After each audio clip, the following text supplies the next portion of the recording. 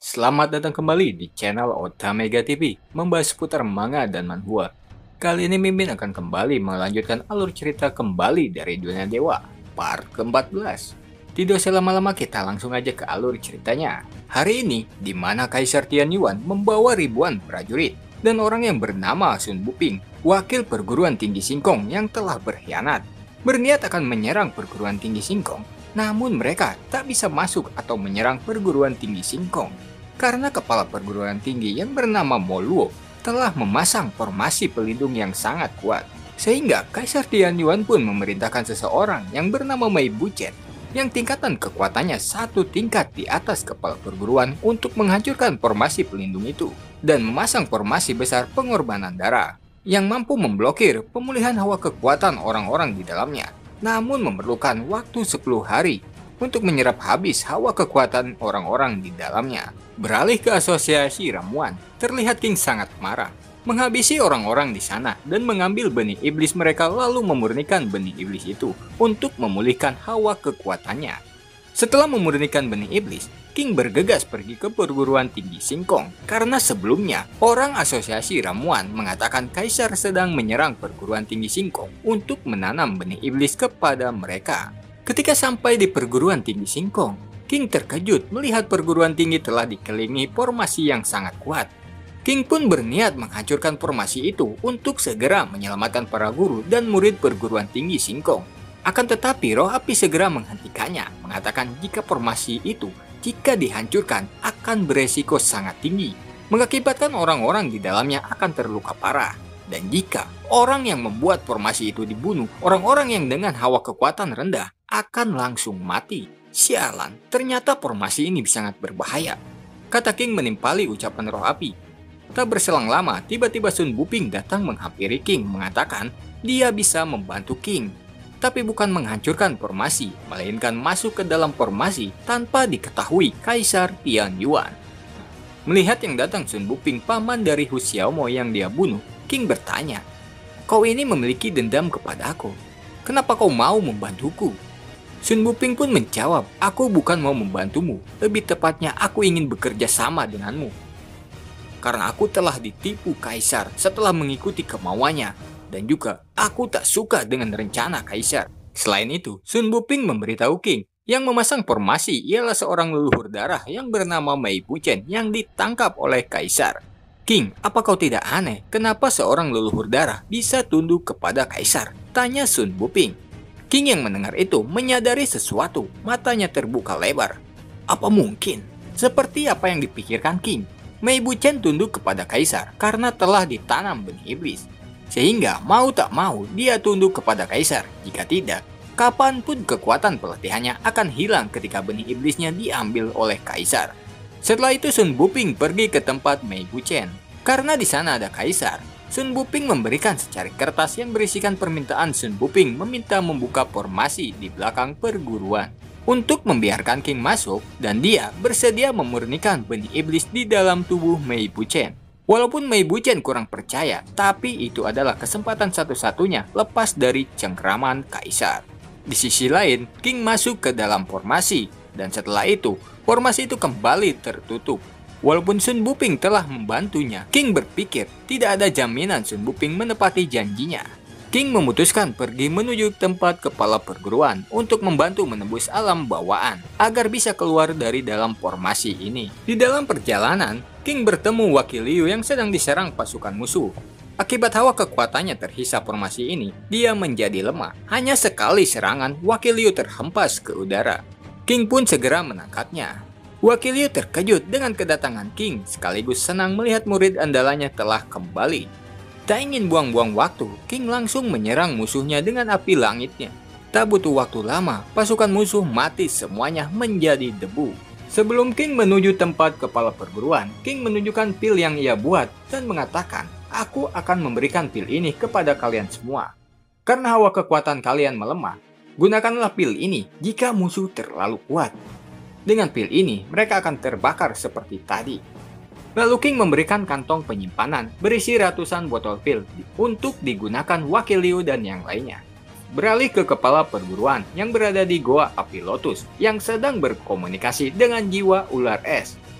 dengan transmisi suara menanyakan sihir rahasia yang sedang dipersiapkan ular jiwa es. Ular jiwa es mengatakan persiapan masih butuh waktu 5 hari. Ular jiwa es juga mengatakan untuk mengalahkan Mei Buchen dan Kaisar membutuhkan umpan agar bisa mengenai mereka sekaligus di satu tempat. Kepala perguruan berpikir di perguruan tinggi sudah tidak ada orang yang bisa menjadi umpan. Sehingga kepala perguruan mengatakan dirinya sendirilah yang akan menjadi umpan. Anda tak perlu melakukannya, kata King yang tiba-tiba muncul di hadapan kepala perguruan, menghentikan perbincangan mereka. Lalu King memberitahu kepada kepala perguruan hambatan-hambatan yang membuat dirinya tak mampu menembus tahapan berikutnya ke alam bawaan. Walaupun kepala perguruan sudah tahu hambatan yang membelenggunya, tapi ia mengatakan tak bisa menembusnya akibat segel yang mengurung perguruan tinggi. Hawa kekuatannya semakin hari semakin menipis. King membalas, dengan bantuan mereka, Anda bisa menembusnya. Dengan memberikan hawa kekuatan mereka kepada Anda, mereka juga dengan sukarela akan memberikan hawa kekuatannya kepada kepala perguruan. Tak ingin buang-buang waktu, mereka segera membuat formasi ular panjang, berbaris dari pelatihan tinggi hingga pelatihan rendah, menyalurkan hawa kekuatan mereka kepada kepala perguruan. 10 menit kemudian, Sun Bupeng menggunakan transmisi suara mengatakan kepada King, Mei Buchen sudah memasuki formasi dan menunggu di kelas jenius. King segera menuju tempat Mei Buchen berada untuk memurnikan benih iblis di dalam tubuh Mei Buchen yang membutuhkan waktu berhari-hari. Singkat cerita, King tiba di tempat Mei Buchen berada yang sudah menunggunya. Jadi kau orang yang berbakat itu ya? Kemarilah, biarkan aku melihat kemampuanmu, kata Mei Buchen. Baiklah, aku akan masuk ke lautan kesadaran Kaisar Dewamu dan memurnikan benih iblis itu. Balas King sambil mempersiapkan kekuatannya, lalu mengarahkan kepada Mei Buchen. Singkatnya, kesadaran Kaisar Dewa King masuk ke dalam lautan kesadaran Kaisar Dewa Mei Buchen. Di sana, King melihat begitu banyak tersimpan formasi yang dipelajari Mei Buchen, yang merupakan pemilik gelar Master Formasi. Di sana juga terlihat wajah asli Mei Buchen yang sudah sangat tua. Karena formasi ilusi yang dibuat Mei Buchen, sosok Mei Buchen terlihat masih sangat muda. Ingin segera lepas dari belenggu benih iblis, Mei Buchen menunjukkan benih iblis itu dan meminta sesegera mungkin King memurnikannya. King segera pergi menuju benih iblis itu sambil mengatakan benih iblis ini dapat dimurnikan selama 3 hari. King duduk di atas benih iblis itu mengeluarkan kekuatannya dibantu roh api langit.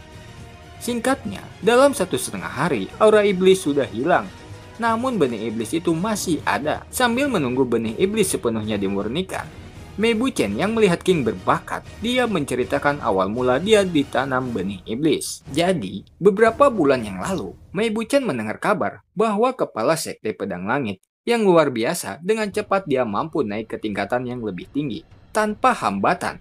Tapi sebenarnya, dia menanamkan benih iblis kepada murid-muridnya, lalu menghisapnya. Mei Buchen yang tak tahu dengan itu, dia berguru di sana, lalu diberikan arak anggur ribuan tahun yang dicampuri benih iblis. Mei Buchen yang sangat suka dengan arak, tanpa menaruh rasa curiga langsung meminumnya. Selang beberapa waktu, Mei Buchen menyadari telah ditanam benih iblis dan akan diambil benih iblisnya. Dengan kemampuan khususnya, dia mengkloning tubuhnya untuk melarikan diri tanpa diketahui orang itu hingga ke tempat Kaisar Tianyuan. Dalam persembunyiannya di dalam ruang harta milik Kaisar Tianyuan, Kaisar Tianyuan yang berpura-pura menyanjung kehebatan Mei Buchen memberikan arak yang sudah dicampuri benih iblis. Untuk kedua kalinya, Mei Buchen ditanam benih iblis. Oleh karena itu, dia tunduk kepada Kaisar. Setelah menceritakan semuanya, Mei Buchen memujuk King agar mau menjadi bawahannya. Dia mengatakan jika King bersedia menjadi bawahan Mei Buchen, akan menjamin hidup King penuh dengan kemewahan. King yang sadar perkataan Mei Buchen adalah sebuah jebakan. King mengeluarkan formasi Rashomon 18 jalur dan menarik Mei Buchen masuk ke dalamnya, sehingga siasat buruk Mei Buchen terungkap semuanya. Singkatnya, setelah terkurung di dalam Rashomon dan benih iblis Mei Buchen telah dimurnikan, Mei Buchen yang sangat kagum kepada King yang mampu menggunakan formasi yang bisa digunakan oleh dewa, Mei Buchen bersujud agar King menerimanya sebagai muridnya dan mengajari formasi Rashomon 18 jalur. King yang melihat Mei Buchen sangat terobsesi dengan formasi, menerima Mei Buchen menjadi muridnya asalkan mau membantunya melawan Kaisar Tianyuan. Tentu saja Mei Buchen mau membantunya. Akan tetapi, Mei Buchen mengatakan dirinya tidak bisa menghilangkan formasi darah begitu saja. Jika dirinya menghilangkan formasi darah yang dia buat, Kaisar pasti akan menyadarinya dan langsung melarikan diri. Agar Kaisar tidak menyadari Mei Buchen telah berpihak kepada King, Mei Buchen meminta King mengutus seseorang untuk melawannya. King mengikuti apa yang direncanakan Mei Buchen, dan orang yang pantas melawan Mei Buchen ialah Su Tutu. Di tempat yang berbeda, Su Tutu terlihat kewalahan melawan Ye Tian hingga dia bertekuk lutut karena kelelahan. Kemudian Ye Tian menyerang Su Tutu dengan kekuatan penuhnya hingga dia berteriak sangat kesakitan.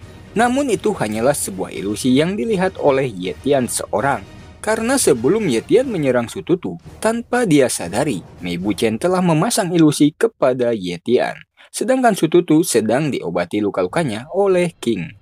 Setelah itu, King memerintahkan mereka berdua membuat kekacauan seperti yang telah direncanakan. Sedangkan King berencana mencari keluarga Ouyang.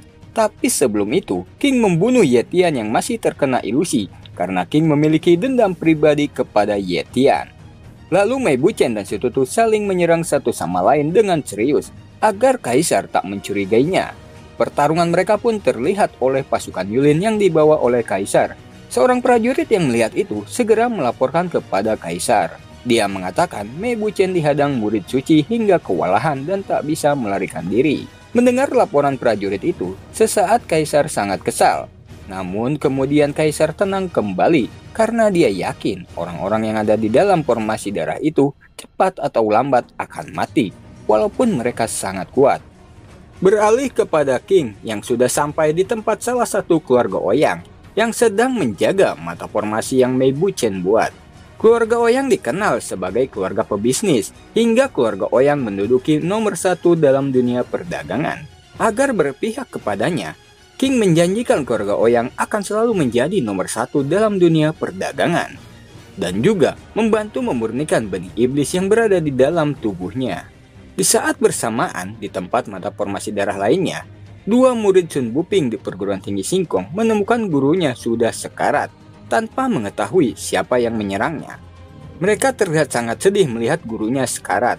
Tak lama berselang, tiba-tiba seseorang datang, mengatakan agar mereka berdua mengikhlaskan kepergian gurunya. Dan juga dia memberitahu mereka yang menyerang gurunya adalah Mei Buchen. Namun sebenarnya, pria inilah yang menyerang Sun Buping secara tiba-tiba. Karena pria ini ingin rencana King hancur berantakan. Sesuai arahan pria ini, mereka pergi untuk balas dendam atas kematian sang guru. Beralih ke pagoda Gua Api Lotus, berkat arahan King dan bantuan para murid lainnya, kepala perguruan berhasil menembus ke alam bawaan.